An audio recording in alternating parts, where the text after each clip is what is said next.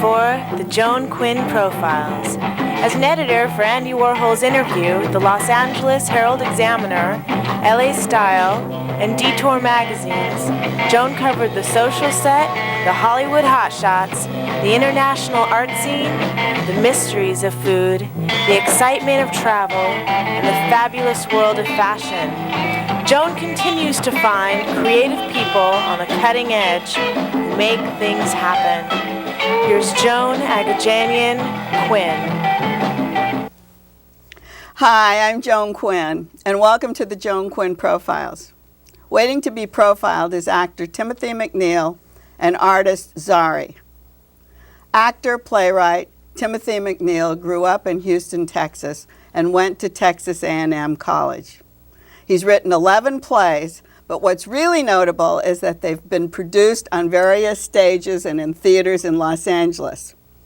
He's worked in TV and film, making his debut in Forrest Gump. How did that happen, Timothy? Oh my goodness, I walked into an audition. It was my first audition, actually. When you came from where? From Houston. I came out here, studied at Stella Adler for 3 years. Yeah. And then my first audition, I walked in and there were all these famous little actors around me, and I thought, oh my goodness, I won't get this. And then somehow he took me, which was great. And what did you do? I was the happy face t-shirt guy. It's a great first job. But did that open doors for you? Oh yeah, definitely. Really? Yeah, I started doing a lot of bigger films and films in general. A lot of great roles in indies and smaller but significant roles in major films.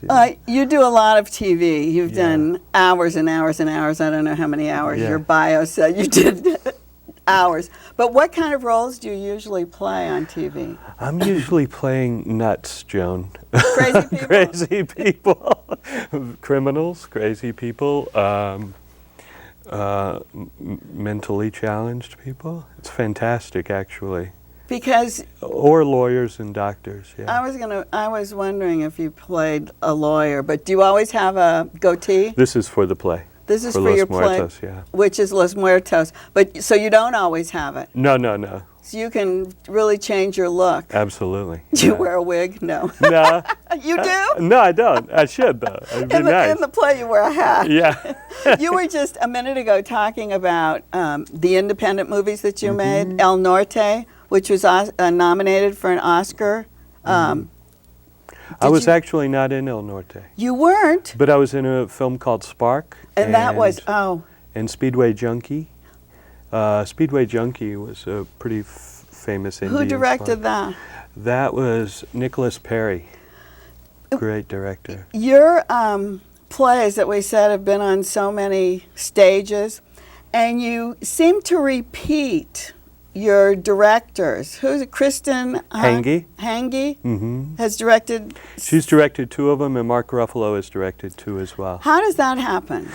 Well, I get sort of satisfied or settled with a director. We get the same kind of language, and I really appreciate the way they take care of the technical aspects of the show, and they pull up the play a little bit for me. And both those people I trust with any of my plays. As a playwright, do you feel like you have to stick your nose into those things? I try not. I mean, I wonder about that. It's so hard. It's very difficult for me, but I've learned how to keep quiet. Well, that's why I wondered if you use the same people, if, they're like close friends, so you don't have to worry about that. Yeah, well, Ruffalo and I we sort of think alike, so I never have a question about anything that he says, or Hange for that matter, or Dave Fofi, but I do have to trust that my vision is incomplete as the playwright. I wondered about that. What do they bring to it? They're both, one's a man, one's a woman. Do they bring different things to your work? Well, Ruffalo is digging, he's excavating all the time. Hange is like a circus. It's well choreographed, it's very tight, and it's interesting that way. They're both very distinctive styles, but definitely with Ruffalo it's going to be a more painful rehearsal process. So it depends on the rehearsal. That's where that really comes out? That's where it's out? dug out, the play. And I always believe that I shouldn't be directing my own plays because just to put it on the page is one vision. The director needs to bring something. They always seem to bring more to it than what I saw. But you act in your own plays. Have you Yeah. acted in all these plays? Not all of them. No, but many. Many of them, yeah. Well, Do you write the roles for yourself, or do you have to go through casting? yeah, they don't make me go through casting. Thank you, God. Yeah, but with Los Muertos was the first play I didn't really write for myself. But Oh, you didn't? I did not. But the guy that I wanted to play it, he couldn't play it, and Kate, who's in the play, always thinks that I'm telling a story about that. But I really didn't want to play in this. Let's talk about that. Tell us the story, Los Muertos. It's a story about exiles mostly, people separated from their homes and their hearts, and it's about a drug dealer with his girlfriend of 10 years who is dying of stomach cancer. It's in Los Angeles. In Los Angeles, I play a Russian named Yevgeny, and I'm in love and have been for 10 years with a woman from Guatemala named Amina. So it's kind of an idea of getting that multiculturalism I see all around me. Do you see that around you? Yeah. Do you see that in LA? Yeah, the don't mixes? I see the multiculturalism. I don't see the mixes the way it was on your stage. Yeah, it's not quite like that. But, actually, especially with the Guatemalans, because I have a lot of friends who are Guatemalan, there is mixture. But it's usually in the workplace. I was going to say, because one of the things that happens in multiculturalism is that each group sticks to themselves. I would like to see it more mixed. So beautiful, because they have so much to offer each other, but there's so much. But you preserve what you have too. Yeah. In that way, sticking to your own, you're preserving your backgrounds. Well, that's but I can fascinating. see the mix. And the thing on your stage is you brought a Eastern kind of kid, and you brought a junkie, and you brought Latinos, Latinas, and the Russian, which is so prominent in West Hollywood. In West Hollywood, exactly, yeah. And, I think that Los Angeles, when we think about Los Angeles, nobody really gets down to the root of it too much. Sometimes it happens. But what I see on the ground, especially in West Hollywood, is cultures clashing and interacting and coming together really beautifully and sometimes tragically. But sometimes. The accent is so great. How did you learn the accent? I had help from Flora Kadani, who is about Russian, and she really worked me on it, which was great. Can you do it now? Yes, I could do some of it for you. What are like some of those wonderful phrases that don't go together? Yeah, he never.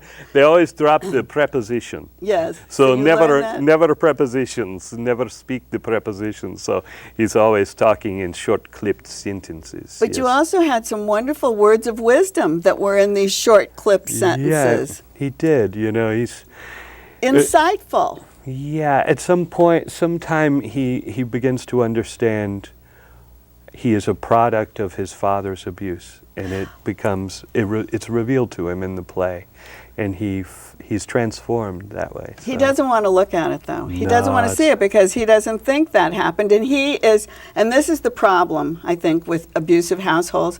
The son always emulates the father.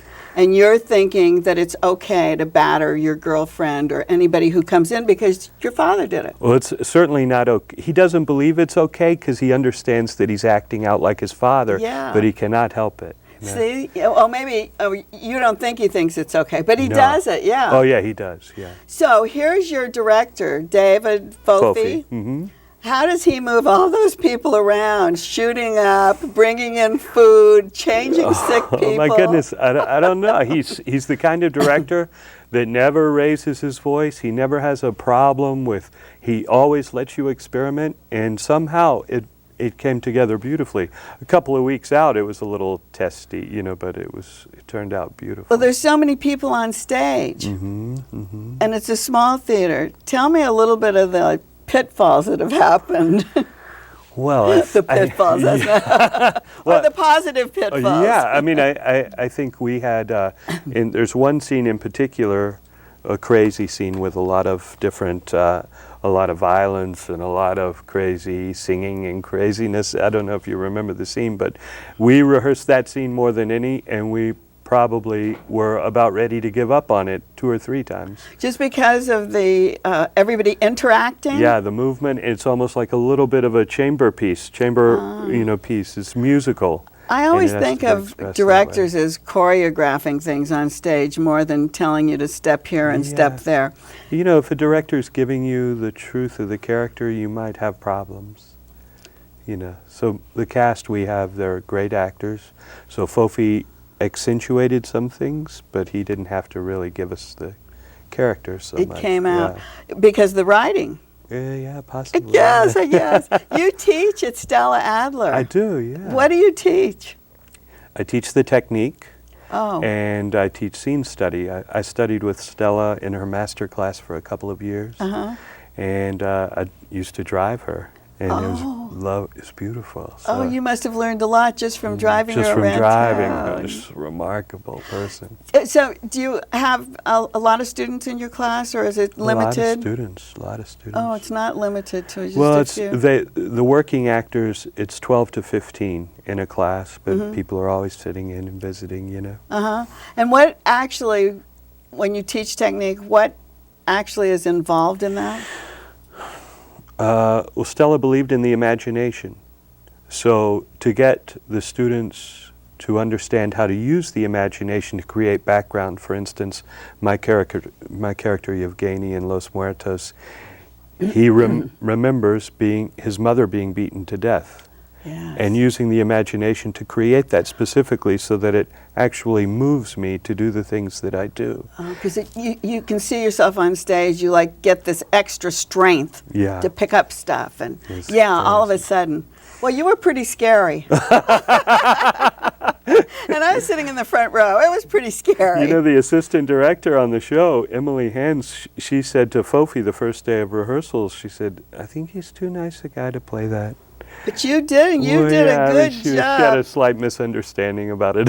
You look, that look, I thought, oh, that look, he's like very demonous. What's next for you? I have a movie at Prospect Films. It's called Anderson Gully that my friend Chris Thornton and I are going to be starring in. Oh, good. And that, I think, we'll be filming in the summer of 2006. And I have a couple other plays. I have a play called Anything that Mark Ruffalo he and I are supposed to do.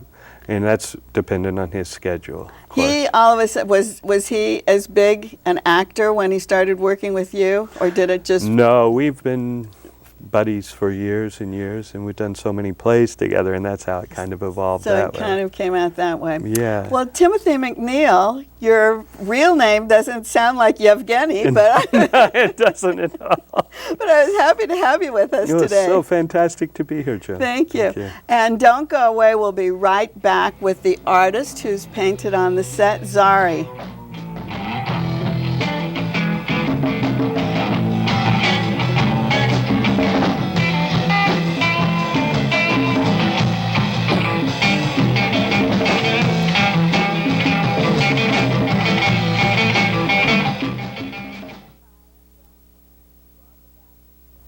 Hi, I'm Joan Quinn, and welcome back to the Joan Quinn Profiles. Artist Zareh was born in Syria to Armenian parents who in 1963 moved the family to Beirut, Lebanon. From the age of 12, he took private art lessons from local artists, but then continued his academic and art work at the Al-Kaslik University. The Lebanese Civil War had a profound effect on him, and when he moved to the U.S. in 1983, he started looking for forms that represented life and birth. You have a vocabulary of forms and lines. What does that mean, Zareh? Well, I was exploring about forms and situations and processes, how life passes in time, and I found forms like teardrops, like forms of leaves. I'm going to show this while you're talking. This is one form, I think, right? Well, that's a form which, let's say, if we divide in two, it's a form. Let's say that's a one form, but we can divide it in half. Like teardrops, like as I was saying, forms like leaves or which represent the life process from the beginning to the end. It begins from a point, becomes bigger, and then slowly gets smaller. But what things represent, say, teardrop? Would it represent something in particular? I mean the form of a teardrop, let's say. Do we have something on the set? Well, this form, which is elongated, the face form? No, the red one, the which red looks line? like a fish, and it is a fish. But when you simplify it, one part of it, it's like a form of a leaf. On the other hand, the eyebrow of the person, which looks like a leaf. I have found similarities in between different forms or situations that I'm using in my artworks. I'm representing or I'm expressing myself with. While we're talking about this piece, tell us the real ingredients. I guess that's the name of it. But yes, tell us what is it? Acrylic on? That's an acrylic on canvas. Yes. And tell us a little bit about it. Well, as you see, the eyebrow has these interval and small lines, and the frame of the fish. I'm seeing similarities between a frame of the construction that our life has made, the construction of a leaf and the construction of a fish.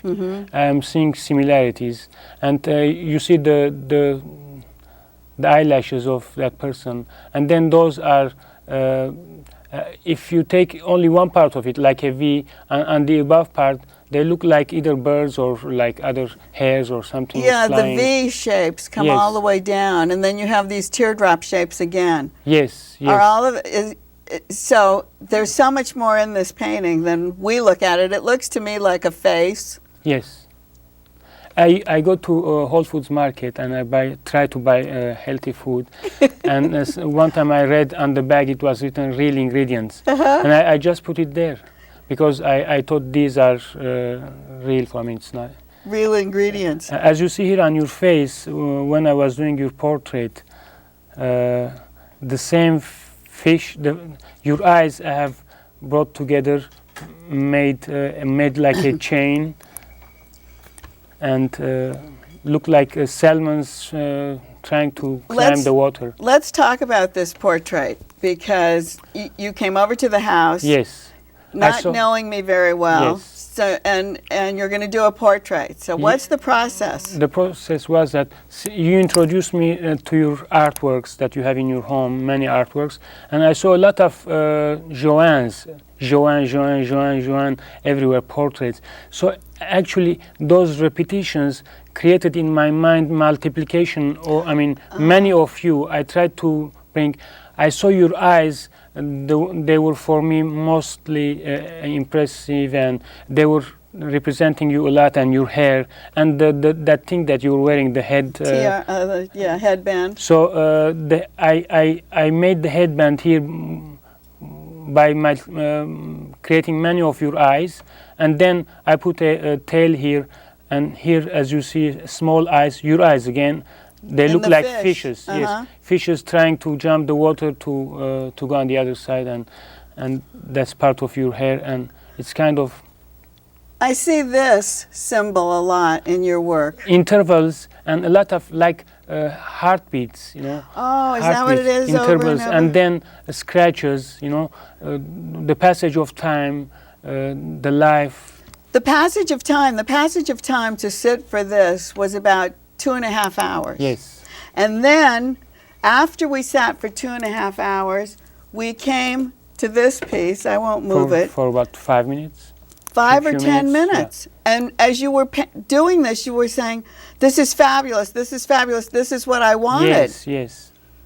Because what I was seeing in you, your hair was giving me a lot of a lot of force, your head Energy, and yeah. your eyes, and then I just made your eyes look like the flying forms over there, and then your Like head. birds again, Yes, right? yes. These right here, the eyebrows. I just simplified and just got the impression from your face, and that was about 1 minute or so. And then whatever. this was another very, very simple one right at the end.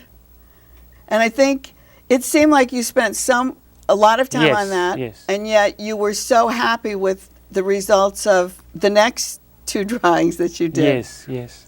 Does this happen with a lot of portraits you do, or is your art process like this when you're in the studio? Well, recently I'm not doing a lot of portraits. I used to do a lot in the past, but no, it doesn't happen much. But since I look at faces and then I try to visualize something else, and not only faces but any other things. I'm going to show some of these drawings just because I think just explain a little bit about them as we go through. Well, you see again simplified forms, lines moving in the air. And this. Again, part of, let's say, a boat, or could be a teeth of something aggressive, or as you will see, I'm using this. forms that Yeah. are repeated always, and many of times they are representing different things in different situations. The same similar form or the same form is representing many different things. But they mean different things in the Yes, drawings. in different situations, in different. I'm going through a little Yes, bit fast just so yes. we can see them.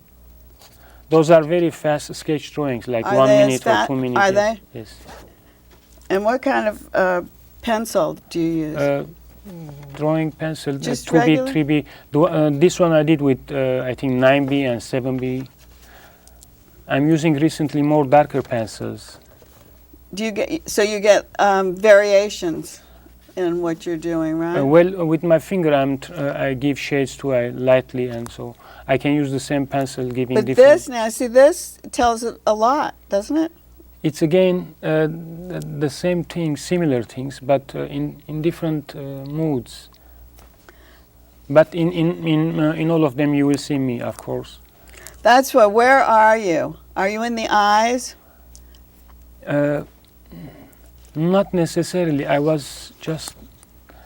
Usually, I'm not planning when I'm doing those. It comes in the time.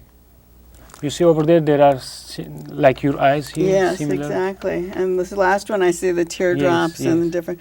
What besides being a painter and an artist, you're a performer, and you're a filmmaker, because and you've made films short films relating to political issues. Yes. Tell us a little bit. The first one, I think, was in 1998. In 1998, I don't make with cameras, but I mean other people are documenting. Like my friend Suren Karabedian has documented all of my performances. So you actually do the performance. I do the and performance, write it. and my friend he does the documentary. He's a Okay. filmmaker. Uh-huh. The first one was about the Armenian genocide. I did in 1998. The performer was another friend of mine, Aram Parihanyan. We shot it in 7 different locations, 7 different days. In Los Angeles? In Los Angeles, yes. And it was called? It was called Turkish soup made with Armenian bones. It was very eerie. It was very, They I said don't know, it graphic. just stopped you Yes. when you yes. see it. And when you see a photograph of that, just the Yes, idea that yes. it says made with Armenian bones Yes. is very, do you get a lot of, are there a lot of problems involved in doing something like that? Well, that one was little bit because it's a political thing. Right. Many people they did not want to wear that costume I designed to be like a Turkish person, because here So there you are many just- Armenians. Actually, it was controversial piece of work. Yes, of course. Some Armenians they did not like it actually when they didn't understand, because it was hurting them. The one thing that the next film The that next you one made, was called The Red Trees of the Armenian Genocide. It was very symbolic. young individuals, women and men, holding red tree branches. The red was symbolizing the pain and the blood of the victims of the Armenian genocide. That was very interesting because the colors were so beautiful and the tree branches were, the filmmaker was excellent. Excellent, yes. Excellent. Yes. And then the newest one, because of the problems in the Catholic Church, is called Mary the Priest? Mary the Priest. I was giving a message that priests should be, they are human beings like us and they have natural desires. They should be free to have, they should be free to express themselves sexually. They should be free to have sex or whatever. So that's what this film, I haven't seen this one. To get one, married or, they should be free to decide their own life, There should not be restriction of natural desires. That was my message. I was showing a priest, a real, my friend, he dressed in a priest costume, and I hired another lady as a bride, and I made a transparent cross, a huge cross about 7 feet with 12 red hearts. I showed in front of the Catholic Cathedral at September 2nd and 3rd. Oh, you did? The inauguration day of the cathedral, it was 2002, September. And I shot 2 days under the Seat Promenade. Well, and I was going to ask you if you collaborated with other artists. Obviously, you have collaborated with the filmmaker and with. Yes. Do you do collaborations? Well, those three pieces were collaboration. Right, but in any other way? In my paintings, not really yet, not yet, but... And do you write poetry? No, I do not, no. Because everything seems so poetic. That's why I was wondering if you collaborated with a poet and then did the drawings. I do not write poetry, even though I love poetry. My father, he's a writer. Is he? Yes. What's your favorite medium? For my technique at this moment, I'm using acrylics because they are drying fast, so I don't need to wait a lot. And I love a lot of pencils. They are very softly moving in my hand, non-stop, Before we leave, just tell us with the black cat and the pyramid. That's I'm using, as you see, these like a V, like the same things, If you put upside a top down. on that one, upside down, it could look like a pyramid, or it could look like a roof, house roof on the top.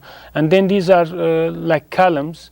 Again, it could be like a church, the top part of a church and the columns, and then these are the legs of this animal. But the repetition in this one is, this triangle is repeated in a smaller form, has become the ears of the animal, and the smaller ones has become the teeth of the animal. Thank you for being with us today. Thank you very much, so Joanne. much, and thank you for watching the Joan Quinn Profiles. Keep writing to 777 South Figueroa, Los Angeles 90017. See you next time.